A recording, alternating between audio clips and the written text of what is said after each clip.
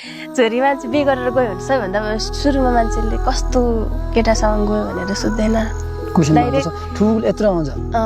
के गर्छ केटाले त्यो खालको हुन्छ क्या त्यो के गर्छ अनि त्योभन्दा पछाडि आउने क्वेसन चाहिँ कति कमाउँछ भन्ने क्वेसन आउँछ दोस्रो क्वेसन त्यस्तो हो अनि जस्तै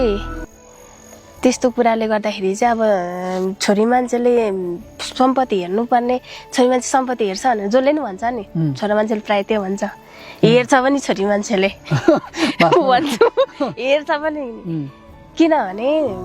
जस्तै उसलाई हरेक कुराको टचर पनि हुन्छ नि त छोरी मान्छेलाई चाहिँ अब टचर हरेक कुराको त हुँदैन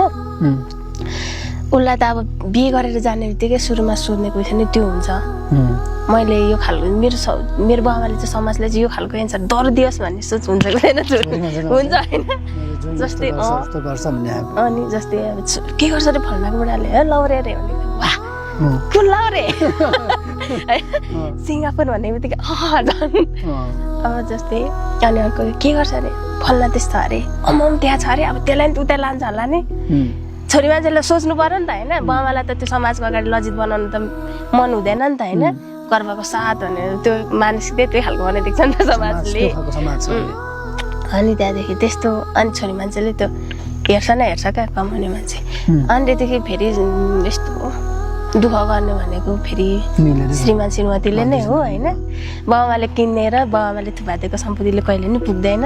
त्यो कहिले नि आफ्नो पनि हुँदैन होइन